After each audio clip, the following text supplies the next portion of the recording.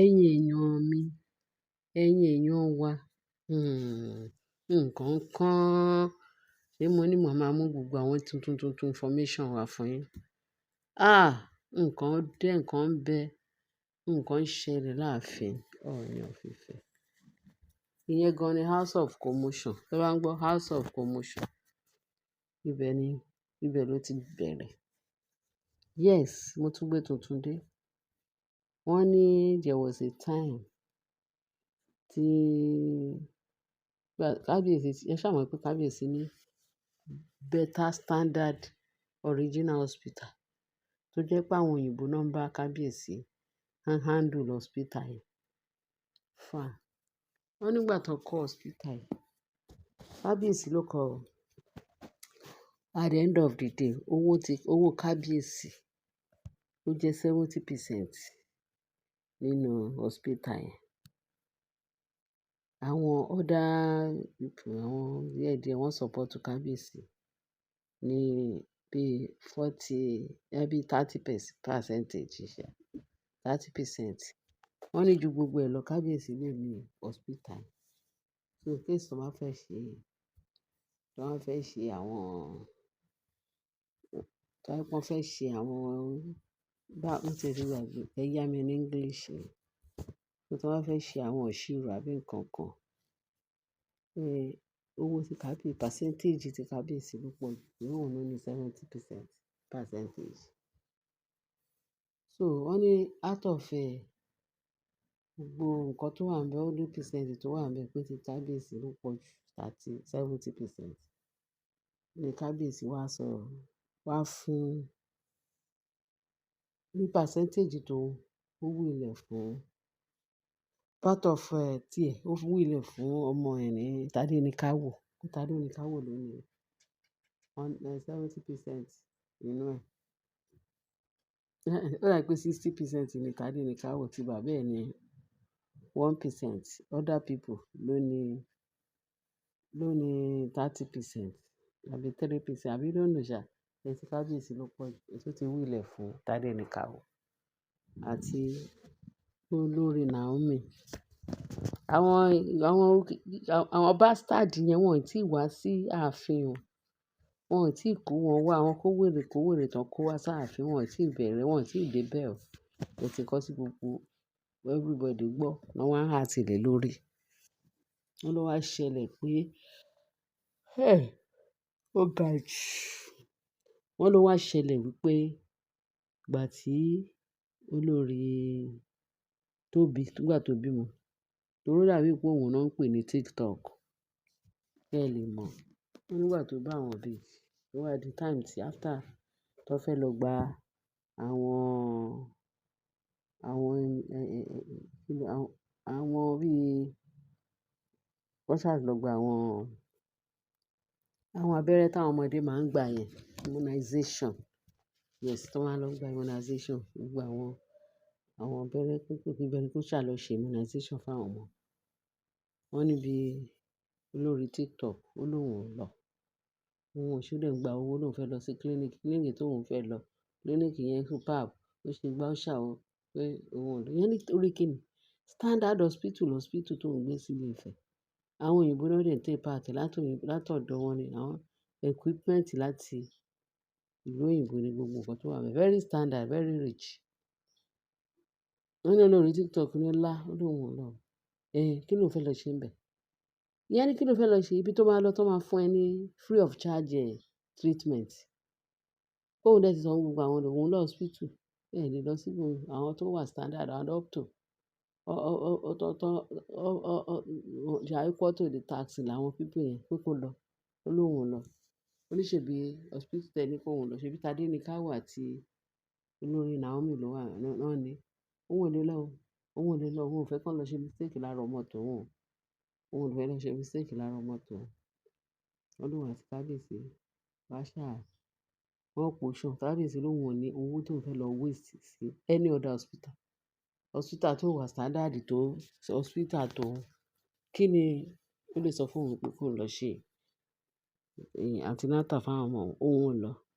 Kábíyèsí wá pa kẹ́ mọ́ Kẹ́ mọ House of Commissioner wọ́n nígbà tó tún yá, ṣe ló tún dijọ́ kan. Wọ́n ní Mariam yẹn nígbà yẹn pé wà lọ, ó tún lọ síbẹ̀. Ó lọ wádìí pé bó ṣe débẹ̀ ṣá, ó múra. Wọ́n dẹ̀ ní kí n má fọ̀rọ̀ lẹ̀ sọ̀rọ̀. Wọ́n ní there was a time pé ìgbà tó ti gbọ́ information, wọ́n wá kó gbogbo àwọn olórí wá pé ó dàbí pé wọ́n ní priest láti Ifá priest náà àwọn babaláwo tó wà láàfin. Wọ́n ṣàríran sí gbogbo wọn pé ta ló lóyún, pé anybody tó lóyún nínú àwọn ìyàwó kábíyèsí pé wọ́n máa fi bí ìbejì. Apart from ìbejì ti tọ̀hún títí tó bí o. Wọ́n láwọn nínú àwọn ìyàwó kábíyèsí. Àwọn kan lóyún ń bẹ̀ bẹ́ẹ̀ tí ìbejì náà dẹ̀ máa fi bí kíní kan gbádàkodo. Gbogbo wọn dẹ̀ wòran. Wọ́n ní ẹni tó bá ní oyún kó wá deposit ẹ̀ sí ààfin lọ́dọ̀ priest kán lè mọ bó ṣe máa ṣe gbogbo antenatal fún wọn lọ́dọ̀ priest in case wọ́n bá fẹ́ bímọ láyọ̀ àtàlàáfíà. Àwọn tààfin náà priest ẹ̀ àwọn náà tún ní antenatal. But àṣírí yẹn ẹni tó bá lóyún wọ́n máa lọ sọ fún priest kán lè mọ bó ṣe máa sáré ẹ̀ láti bímọ láyọ̀ tí. Wọ́n dẹ̀ ní bọ̀bọ́ yẹn ó ṣàlàyé fún kábíyèsí láti ṣe priest yẹn. Ifá priest ó ṣàlàyé fún kábíyèsí pé ṣùgbọ́n kí kábíyèsí má sọ jáde. Wọ́n ní tẹ́lẹ̀ báyìí pé tẹ́ni tó bá ti lóyún ní kíní pé wọ́n á ti sáré lọ sọ fún Ifá. Ifá dẹ̀ máa sọ fún kábíyèsí. Kábíyèsí mi dẹ̀ máa announce ẹ̀. Ta ló lóyún nínú yín? Ifá sọ báyìí, Ifá sọ báyìí, Ifá sọ báyìí kó take care. Kó tó kí gbogbo yín kẹ́dẹ̀ máa gbàdúrà. Wọ́n ló wá di pé wọ́n wá ń wo àwọn olórí. Wọ́n wá bẹ̀rẹ̀ sí ní wo ra wọn. Ní recently yìí ni mo sọ lẹ́yìn tó gbọ́ pé olórí ti lóyún mi. Wọ́n ní bí wàhálà ṣe bá wọn ni pé since wọ́n ti gbọ́ ti olórí, wọn ò wá mọ who is who tó tún lóyún nínú wọn. Wọ́n dẹ̀ fi ṣe parí bóyá oyún ti olórí dẹ̀ ní o. Bẹ̀tí kábíyèsí ò sọ fún anybody pé báyìí ni wọ́n sọ pé wọ́n lóyún. Pé ṣùgbọ́n tó bá pé tẹ́lẹ̀ báyìí, wọ́n á ti announce pé kábíyèsí máa pe gbogbo àwọn olórí jọ pé wọ́n ní lágbájá lóyún, tẹ̀mẹ́dù lóyún, kẹ́dẹ̀ máa gbàdúrà fún kọ́kọ́ bẹ́ẹ̀ gbọ́dọ̀ ṣe kíní kan. Òun ló máa fi há wọn lọ́rùn. Gbogbo wa ti mọ eléyìí tó lóyún nínú gbogbo wọn. Wọ́n ní for this time around pé kábíyèsí nìkan ni Ifá priest sọ fún obìnrin kan lóyún nínú àwọn láàfin. Ìbejì ló máa fi bí. Pé ta nínú yín pé apart from ti Mariam tó sọ. Pé àwọn kan tún ní pé Ifá priest ṣe sọ fún wọn. Wọ́n ló tọ́ bí gbogbo wọn tún ṣe ya wèrè. Most especially èyí tó ń pè ní Mariam. Wọ́n ní bí Mariam ṣe múra ọjọ́ kan ló wá gbọ̀n lọ hospital yẹn lọ. Bí pé ó fẹ́ lọ gba treatment. Bó ṣe débẹ̀ ló bá. Wọ́n ní meanwhile ibẹ̀ ni Naomi àti ọmọ ẹ̀ nígbà tí Tadé ní káwọ́ tó strong ńgbà kan. Níjọ́ yẹn pé wọ́n sáré gbé bẹ̀ náà gbé lọ sí wọ́n lọ gba treatment fún. Pé bẹ́ẹ̀ kúkú ni olórí náà máa ń lọ fún clinic torí àwọn náà ní hospital. Ìgbà tí ó sì skeleton ní cupboard rẹ̀ ìyẹn Naomi. Wọ́n ní máa lọ gba treatment ńbẹ̀ òun àtọmọ ẹ̀. Torí gbogbo àwọn tó kù tí ń ṣe ọ̀tẹ̀ pé Tadé ní káwọ́ ló lọ hospital. Kíní kan ló lọ hospital àwọn ò lè lọ síbẹ̀ lọ gba treatment. Àṣé ní í ṣe rẹ̀. Àlọ́ àwọn ojú onílàárọ̀ máa pa rẹ̀. Wọ́n máa para wọn gbẹ̀yìn náà ni. So bí ọ̀rọ̀ tí mò ń sọ, wọ́n ní bí Mariam ṣe múra lọ sọ́run. Ní òun fẹ́ rí doctor. Meanwhile, doctor ló wà ní. Doctor yẹn tó máa ń ó dà pé òun ló máa ń gba treatment Naomi ṣe. Ló bá dé hospital yẹn Mariam. Ló bá ní òun fẹ́ ṣe kíní kan. Yẹn ní can we help you? Kíní kan ní bẹ́ẹ̀ ni. Ó lóun wá ìyàwó kábíyèsí, olórí kábíyèsí lóun ní first wife. Pé obìnrin ló bá. Ó yẹn ní ìyẹn obìnrin èèyàn dúdú ni. Ló ní pé báwo ni kíní kan. Ó dẹ̀ wá rí fún ó ṣàpọ́nlé ẹ̀ gẹ́gẹ́ bó ṣe introduce rẹ̀ pé ìyàwó Ọjájá lòun. Yẹn ní okay báwo ni ṣe fẹ́ help ẹ o. Ó ní òun wá ṣe inquiry kan. Ìyẹn ní irú inquiry wo? Ó ní òun gbọ́ pé ibí báyìí ni olórí Naomi ti máa ń ṣe clinic. Ìyẹn ní yes, yes, yes, ó máa ṣe clinic níbẹ̀. Ó ní ṣé o mọ̀? Ó ní ó máa wà dáadáa even gan àtàwọn gbogbo everybody, gbogbo anybody tó bá fẹ́ ṣe clinic kíní, ibí báyìí náà ti ń ṣe clinic nínú àwọn ìyàwó kábíyèsí. Mo ní okay. Ló bá ní kọ́kọ́ sí o, pé tó bá jẹ́ pé lóòótọ́ pé èló tiẹ̀ ló máa ń gbà.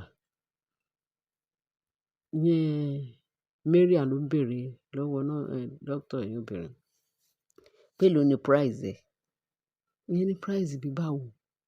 Ó ní price ẹ̀ pé in case tí èèyàn bá wá ṣe ìwádìí, mo fẹ́ mọ price ẹ̀, mo fẹ́ fún ẹ ní owó ńlá, mo dẹ̀ fẹ́ ṣe inquiry kó dẹ̀ sọ òótọ́ fún mi. Any amount pé màá fún ẹ.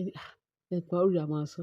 Ó lóun fẹ́ bèèrè bóyá olórí ti bẹ̀rẹ̀ antenatal ńbí àbí ibí báyìí ló ti ń ṣe antenatal kóun mọ̀. Ìyẹn ní I beg your pardon pé kí n sọ fún ẹ o, olórí, pé wọn kì í ṣe ìyẹn ní law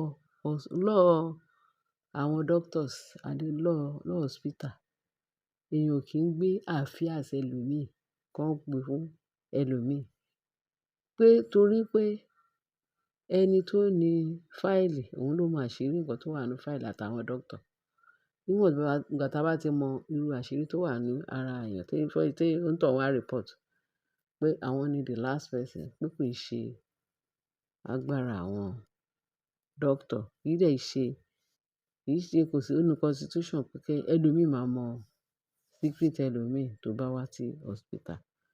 Pé tó bá jẹ́ pé ó ní program tó fẹ́, ó ní case tiẹ̀ tó fẹ́ ká attend sí pé a bẹ́ attend. Torí everybody tó wá látọ̀dọ̀ kábíyèsí free of charge ni wọ́n dẹ̀ máa ń treat wọn very well okay. So tó bá jẹ́ pé ìyẹn ni kó wá treat ẹ̀, wá sọ case ẹ̀ fún mi. Ìyẹn ní òun ò bá ti tòun wá, àní tí Naomi òun wá ṣe inquiry. Kóun mọ̀ bóyá ó ti ṣe antenatal. Woman yẹn ni doctor ní kí wá ní tiẹ̀. Tó bá jẹ́ pé ó gbóyún tiẹ̀ wá sì máa mọ bí máa ṣe take care ìwọ àtoyún ẹ̀. Pé bẹ́ẹ̀ tí pé affairs ẹ ti Naomi, pé mo sorry pé mi ò lè ṣe. Àní mo sọ fún ẹ pé any amount pé màá fún ẹ, màá san owó yẹn fún ẹ. Ẹ tí kò fún mi ní secret yẹn. Ìyẹn ní madam, I beg your pardon. A ṣe irú ẹ̀ bí. Ìyẹn ní ẹ mọ̀ nǹkan tí Mariam ṣe ló tó sọ. Ó ní ṣe irú ẹ̀ bí. A jẹ́ pé ẹni àpọ́nlé lòun pè é. Ṣé o mọ̀ pé àwa làwa lọ hospital? Kábíyèsí ló lọ hospital. Mo dẹ̀ máa make sure pé mo sack ẹ. Ó ti fi iṣẹ́ ìṣeré láti òní lọ, wọ́n máa dismiss ẹ níbí báyìí. Ìyẹn ní wọ́n máa dismiss ẹ, ó yá get out. Pé mò ń dúró de dismissal ẹ, ó yá get out. Get out from here. Bí yẹn ṣe, báwọn méjèèjì ṣe lérí síra wọn ni. Ṣé ẹ rí gbọ́ àbí ẹ dáhùn? Bí ọmọbìnrin doctor yẹn, obìnrin tó lé Mariam jáde bí ìtẹ́ ẹran nìyẹn. Ó ló máa sack òun. Ó dìgbà náà ni. Bó ṣe wá pé kábíyèsí. Kábíyèsí báyìí báyìí báyìí nǹkan tó ṣẹlẹ̀ lọ hospital lẹ́yìn kíní kan kíní. Doctor wa, kábíyèsí pariwo pé kí ló sọ pé ó ṣẹlẹ̀?